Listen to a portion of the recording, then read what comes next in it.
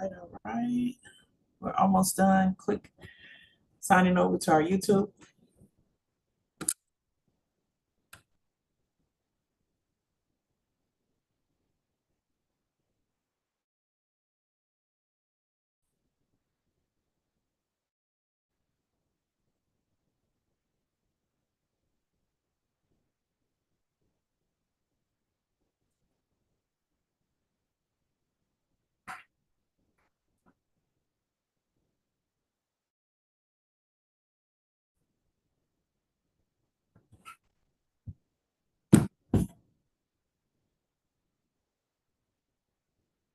Okay.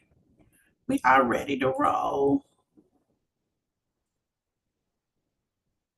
Let's go back down.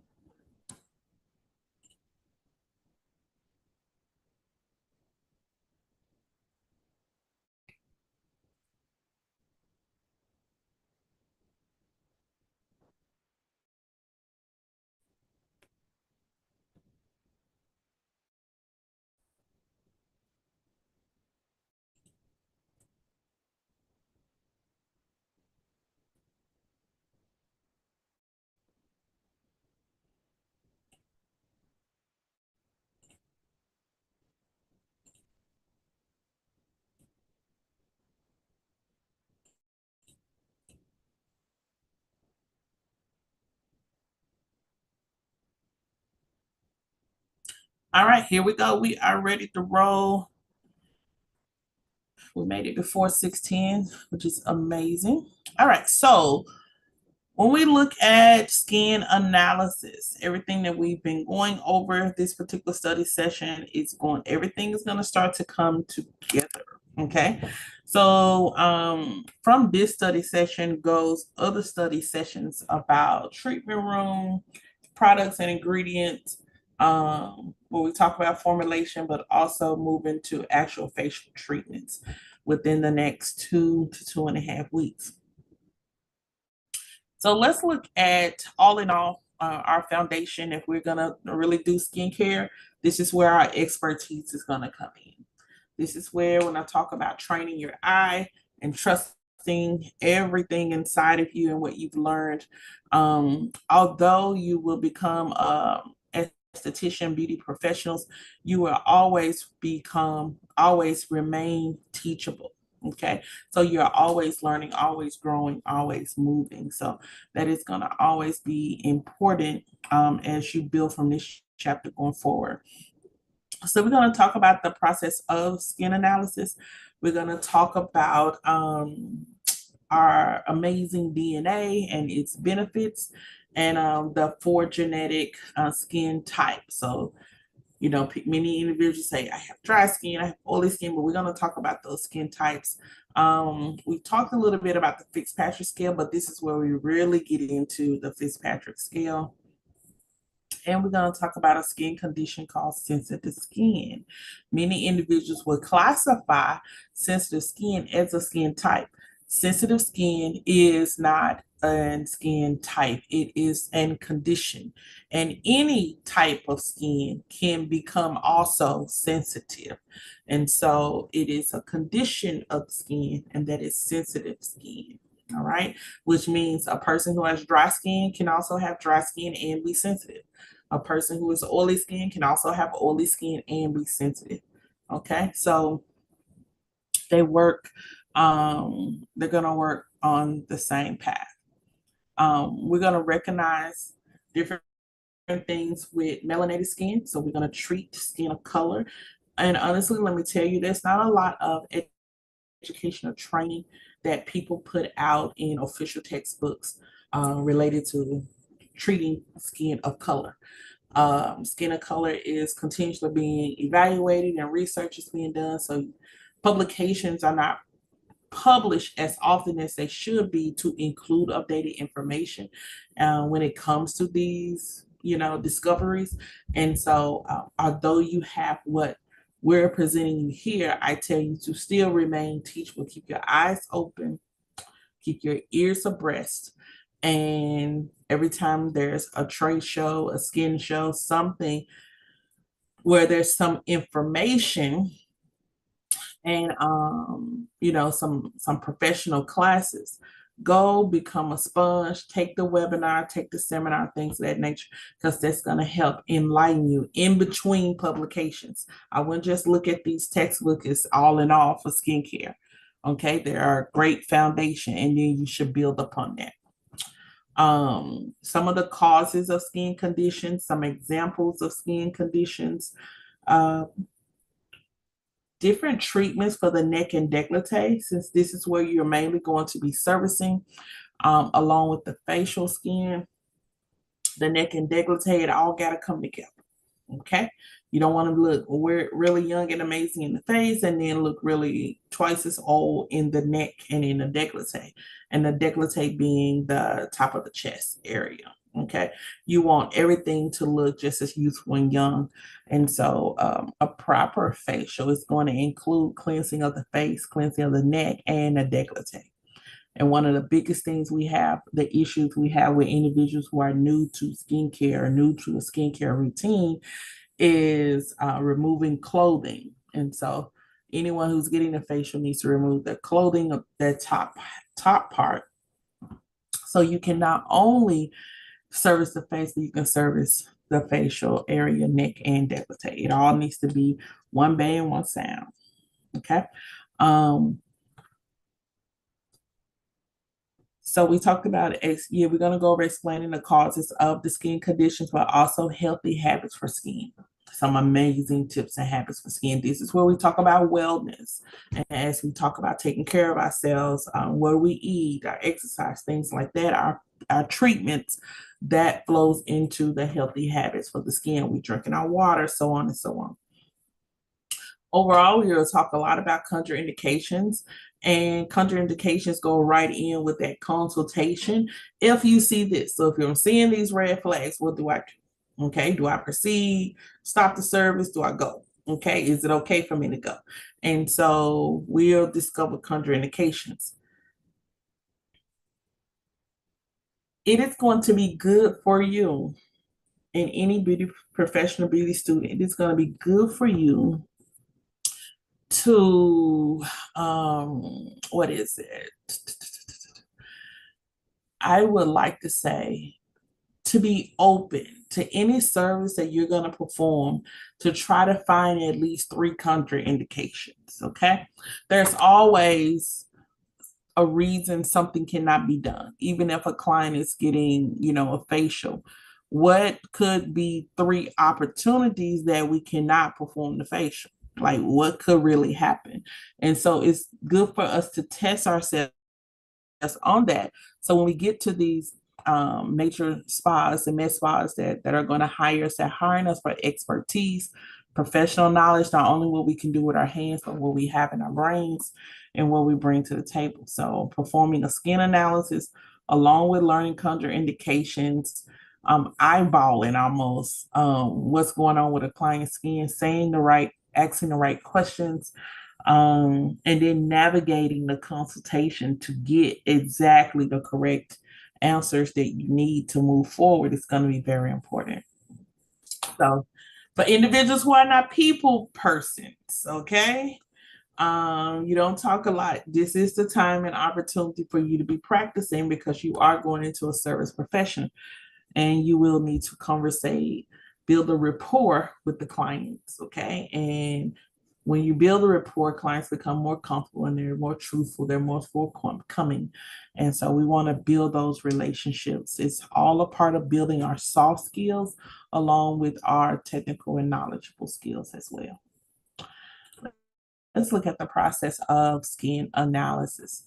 So I'm going to tell you now, as we begin, we have videos on a skin analysis, one that we're going to watch tonight. The skin analysis follows the consultation. We must have a conversation before we can even look at anything.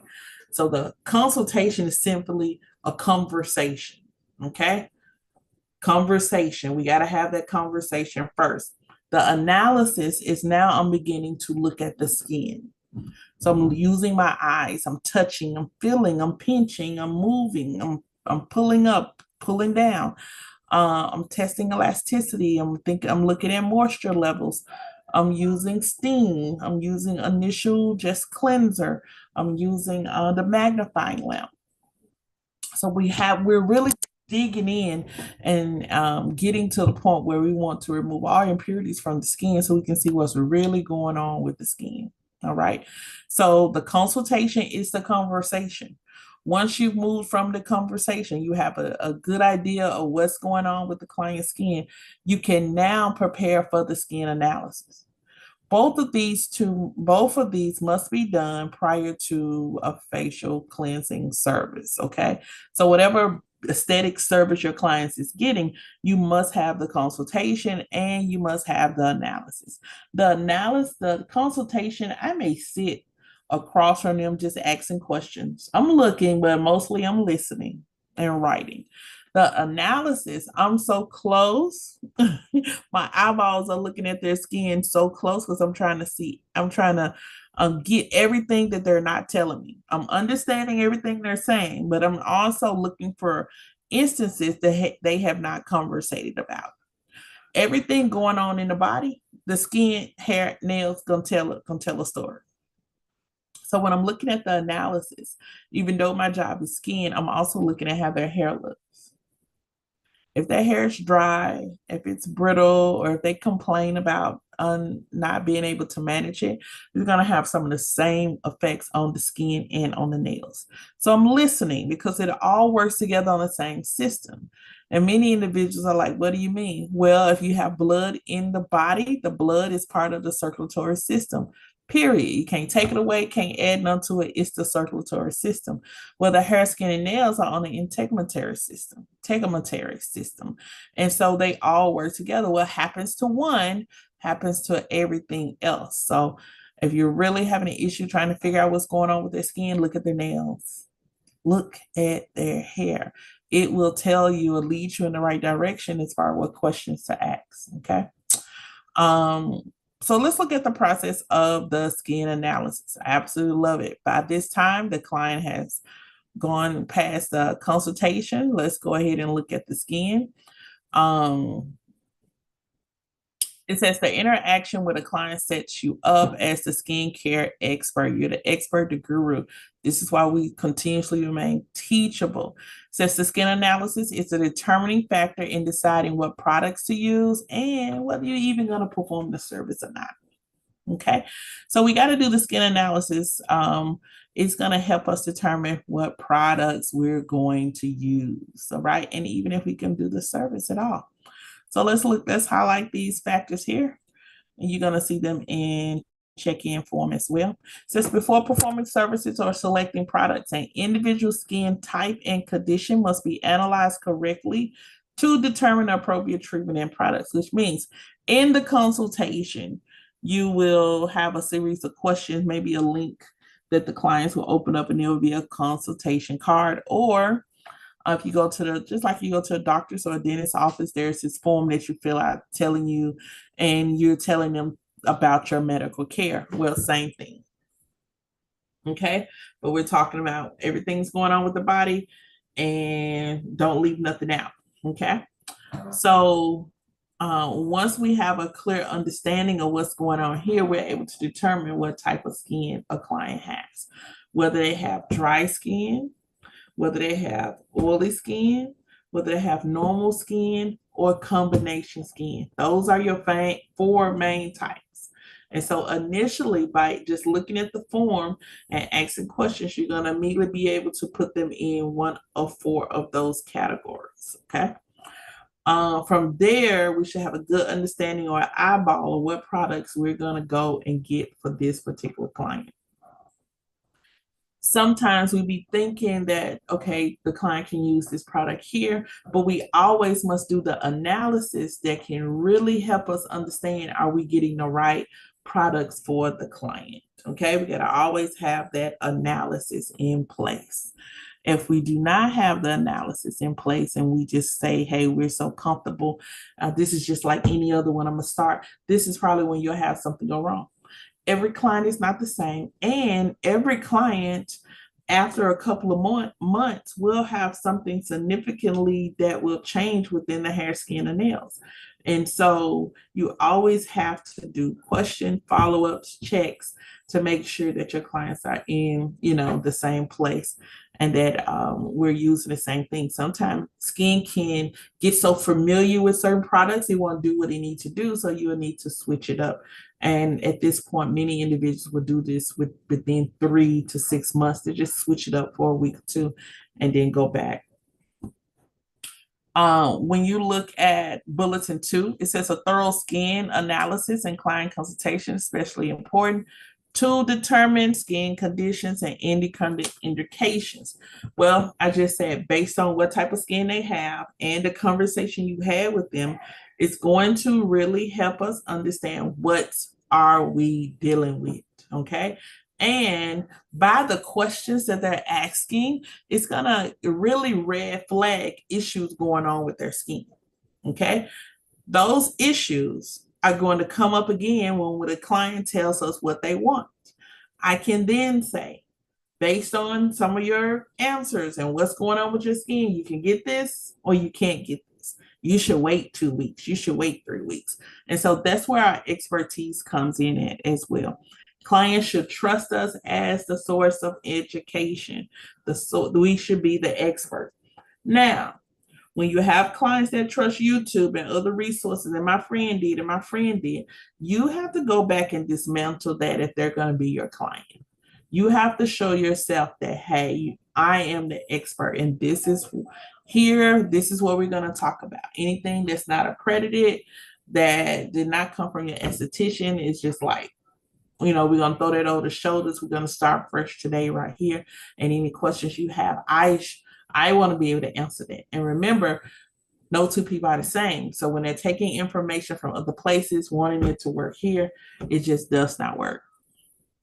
And finally, using a holistic approach, identifying healthy habits and behaviors. So we got to have those conversations with our clients. And the wellness part of aesthetics, we have to teach them how to take care of their skin, void of so many chemicals. Okay. So, and taking care of the skin is not just what we're doing and them booking a service, it is actually them taking care of their bodies. Okay. Taking care of the machine that God gave them, literally as an esthetician. Okay. Our job is to teach you aesthetics and wellness. When you go to Florida, it's aesthetics and wellness. When you go to Arizona, aesthetics and wellness. California, aesthetics and wellness. Any major shows you go to, they will have skincare, and it's broken into 2 components, aesthetics and wellness. Okay. And it flows together. So if you're a healthy guru, you like to work out, you eat well, whatever you need, a great component, I won't say you need to, but a great component would be to share all that great information on how to keep their bodies healthy and preserve youth and just be rejuvenated. Share all of that with your clients. Okay? Turn that into coaching sessions, turn it into whatever. It can really raise your income because you're not only treating them as far as a skin condition or maintaining a skin type, you are also enhancing their life by talking to them about living holistically, working well, working and eating well, exercising. All of those are great components. All right, let's start to identify the 4 genetic skin types through visualization, which means we're using our eyes. Palpation means we're touching, and consultation means we're talking. Let me repeat that once again. We are using our eyes. They're not going to fool you. And then when you can't tell with your eyes, you touch. Palpation. I need to touch this, okay? Squeeze it, press it, stretch it. And consultation, we need to talk about it. I got questions, okay? So we're going to look at the 4 types. And you have some terms here. Please highlight one thing you need to know when it says skin type classification. That's that oily skin, dry skin combination or normal. Okay, So when it says skin type, it's just talking about your client falling into those categories. Is it oily? Is it dry? Is it normal, or is it combination? Okay. When we talk genetics, we're talking about your DNA contribution. What do you get from your mother, your father, your grandmother? What's been passed down genetically? All right. And then also we're talking about your skin type, and it is determined a lot.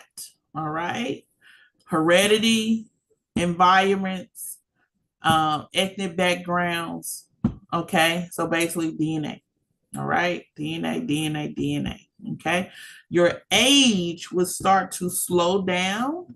And the more you age, will start to slow down how responsive your skin is to ingredients and repair. Okay. So, as I talk about, when I say your age, when individuals get to a certain age or a certain age group by 10 years, like 30s, 40s, so on, you'll start to see naturally a decline in the tightness of skin. So, the skin starts to lose its tightness, its elasticity, and then you have skin that will loosen up and eventually sag and cause wrinkles. Now, as the skin loosens, you see sagging, you see wrinkles. The age of the skin looks like it increases over a period of time. And so it is harder to get that skin to retighten, okay? Because we have to rebuild so much. So we want to tell individuals in your 20s and 30s, start maintaining your skin with exercise and facials and things of that nature, because at that point, you're preserving the tightness of the skin. And as you age, your skin will start to stay put longer and also reduce that early signs of aging where you don't feel like it, but you can sometimes see it in the skin. There is a scale. There's a scale that estheticians follow along with the Fitzpatrick scale. There's a scale called the Glogau scale. And many times individuals will say, oh man, you're so smart. Y'all are estheticians. You're the cream of the crop. You're so smart. Well, you know what? We do have a greater emphasis of concentration because we're dealing with skin and different appendages with the different systems of the body. And we're building treatment plans to counteract what's going on with the body. We're working against time, all kinds of stuff. But there are a few things that we must look at.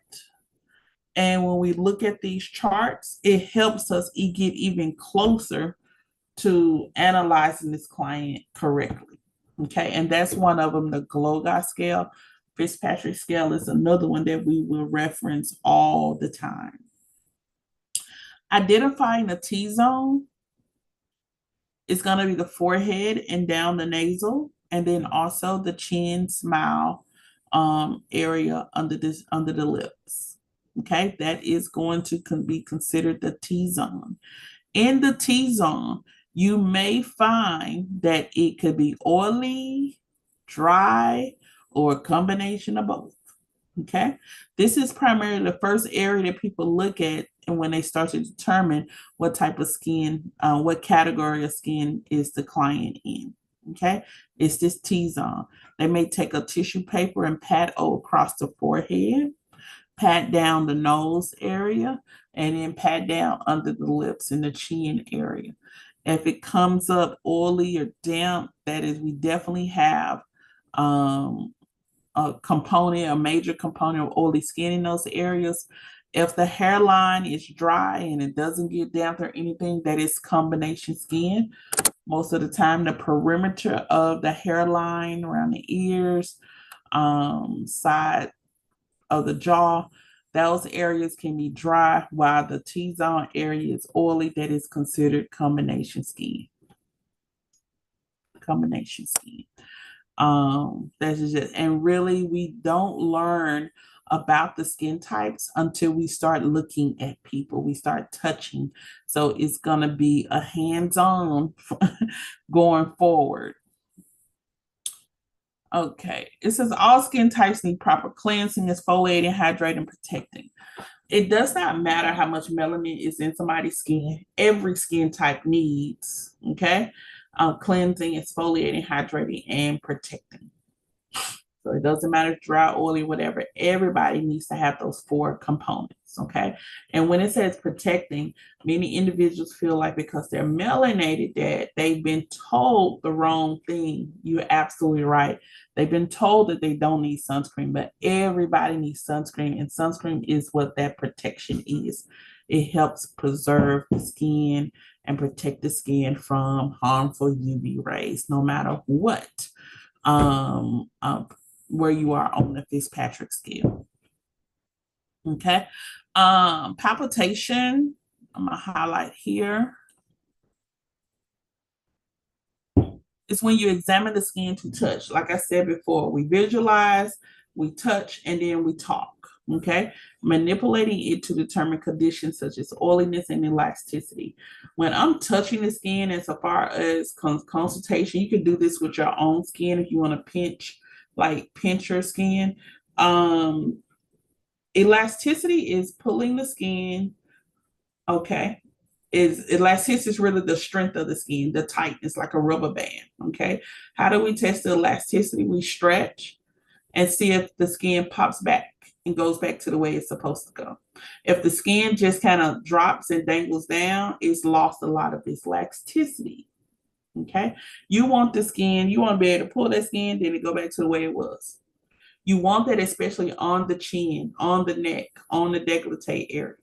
Because a lot of individuals who do not have a lot of melanin, but they do get out into the sun, you will see that they start to age faster on the décolleté, the upper chest, and the neck area.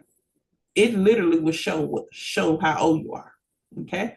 And so they'll start losing skin, losing elasticity, you losing the moisture and collagen in those particular areas, and you'll start seeing skin to really get dry and sag. Looking at the skin types here, definitely want you to review these skin types. We have normal skin, combination skin, oily skin, and dry skin. Notice sensitive skin is not a skin type. I want to make sure you understand it. Sensitive skin is not a skin type. And then last week we talked about oily skin and acne. Okay. Anytime there's forms of acne, you're probably going to see oily skin and enlarged pores. So start getting used to, okay, if I see this, that means that. Okay, so we'll need to start relating the two together. The ultimate goal for anyone is normal skin. You say, what does that look like and feel like? It is oil balance. Okay, not too much, just enough. Hydration balance. You don't have any dry, scaly areas. The follicle size is very small, so you don't see large pores. The appearance is luminosity, no or rare blemishes, so very few or no blemishes at all. It has this nice glow to it, and the skin feels soft, smooth texture and good elasticity. Okay. It's just regular maintenance and prevention. You don't have to do any drastic chemical pills and things like that. It's just regular maintenance and prevention. Okay.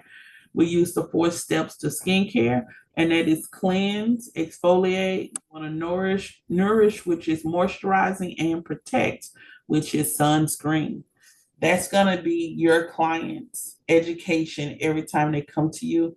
And if you have to provide them with products to use at home, you will make sure that you have a cleanser, that you have an exfoliator, that you have a moisturizer, and that you have a sunscreen.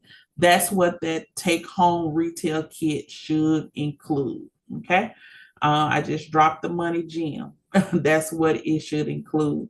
Your skin looks amazing uh, at its major peak in its 20s and 30s. Okay, this is where we start maintaining, because a person could get to their 40s and you've been maintaining your skin since your early 20s. You don't look as old as you literally are. Your skin will start to look like it's reversing back in time because you've preserved it, you've taken care of it so much. And so we want to be able to see that. And then there's body systems functioning holistically. What goes in the body comes out. So even in our early 20s and 30s, we want to make sure that we're putting good things into the body, and we're just looking for results of amazing hair, amazing skin, and amazing nails. So that tells me you should be referencing your clients about nuts, dietary goods, exercise, nuts, juice, what to eat, what not to eat, meats, proteins, all that good stuff. So your business also includes really educating your clients on how to take care of themselves from the inside out. Of course, combination skin, it says follicle size. Your pores are larger in the T-zone area. So that's explained sometimes in the nose area. We can see those pores, and blackheads and whiteheads more stronger. This person may have combination skin, but anytime there's an overabundance of oil, you can look at, okay, those pores are going to be larger, and I'm dealing with what we call oily skin. Okay. When we're looking at oily skin, we're looking at appearance of shiny comedones and blemishes may be present. We really have to talk about the product usage. We're probably going to go with stronger products that are going to pull the excess oil off. And it doesn't say how much it pulls, it just pulls the oil. So when it pulls what the body produces, it's going to pull the bad stuff and the good stuff. So you have to replace the good stuff. You have to do some hydrating. Literally what you put on the skin is going to change the pH of the skin, which means the skin is going to dry out. Okay. So you have to combat it with something hydrating, definitely moisturizing, steam treatments, something that can put moisture back into the skin. And that's going to be the key to oily skin, is being able to zap it, pull it off, and then being able to rehydrate with great ingredients and products. Sometimes you have individuals that do over exfoliation, so not too much on removing the dead skin cells. Sometimes we get individuals that do not balance the skin back after using a strong product, and so you can cause the skin to go into like a shock and react like tightness and sensitive and things of that nature. Looking at dry skin, it's a minimum of oil production, so we always have to include something. The pores are really, really tight, and so we can't even get the oil to the surface. So not only will you probably find like a scalp issue, you'll probably find a dry skin issue. A dry skin issue and a dry scalp issue as well. Okay. So those are some components I want you to check out. As we begin, and just an intro today, I am going to send you a pre-recording of another study session that reference skin analysis, just for, just trying to compact quality information together, give you an opportunity to hear and see for this lesson.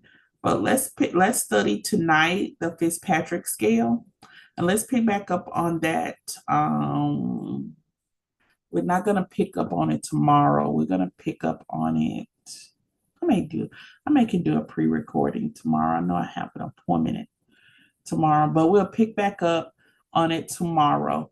And we're at the Fitzpatrick scale. This is what we're going to study. I know we've talked about and seen pictures of the Fitzpatrick scale in reference to other lessons. but we're literally going to talk about melanin, and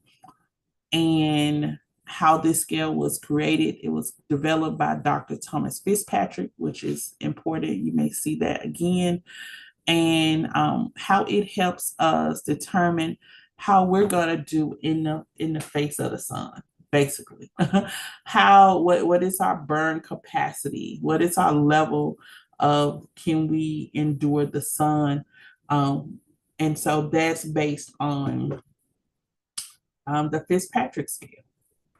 And it's a very complex scale, but once you understand it and you start training your eye with different individuals, the Fitzpatrick scale is a scale that spans across many nationalities or everyone across the globe. So everyone, according to this scale, has a spot on the scale, everyone in the world. So you could be anywhere between a 1 and a 6. Okay? A 1 and a 6. I would probably start with tomorrow giving you a visual of what a 1 through 6 looks like. Because we can read the information, but if you look at a 1, it says here a 1 on the Fitzpatrick scale, and you look, it's a very pale color. They normally have blue to green eyes, blonde to reddish blonde hair, unexposed skin. Their skin is very white, almost translucent, and they have freckles. Okay. The heritage, where do these individuals come from? They're English, they're Irish, they're Scottish, they're Northern Europe. So you have a lot of London, a lot of British, okay, from these areas. So individuals who are very, very pale, okay, usually have blue-green eyes, blonde to reddish blonde hair. Their skin is very, very light, very, very white. Okay. This is their heritage, where they said these individuals derive from, where their culture comes from. So this part of the world, these individuals will have this type of they would be 1 on the Fitzpatrick scale. Let's look at this. The skin reaction and UV exposure. So if these individuals who are considered a 1 go out on the beach, exposed to the sun, here's what's going to happen. They're going to always burn because they have no melanin in their skin. They're very, very pale. The sun goes right to, burning their skin. Peels will burn and the skin will not tan. So individuals who are trying to tan, and say they just keep getting burned, your skin will not tan. You will have to do like a spray tan or rub on or something of that nature. But getting under the tanning bed, your skin just becomes more irritated. It will not tan. In order for the skin to change color, for hair color to change, in order for the skin to change color, you have to have some color in the skin. So if 1 does not have any color in the skin, well, we can't pick up on something and turn it into something. You got to have something already in there. Okay. So there's nothing in there. 1 is also considered albino, those individuals who suffer with no melanin or anything in the hair, skin, and nails. And then you have those individuals who have very white skin, who are not albino, but they are English, Irish, Scottish, and Northern Europe background. So we're going to go over these areas tomorrow and pull individuals. I may do a chat, see if chat can give me a chart. But yeah, this is what we're going to review tomorrow. So I'm excited. We'll pick up tomorrow on skin analysis and Fitzpatrick scales. I'm going to send you a study guide tomorrow. Yeah, I want to say late tonight or in the morning. I'm really going to send it. I got to make a visit tomorrow, but I'm really going to send it tonight. I got to get it out the way. If you have any questions about anything, please do not hesitate. Let me see.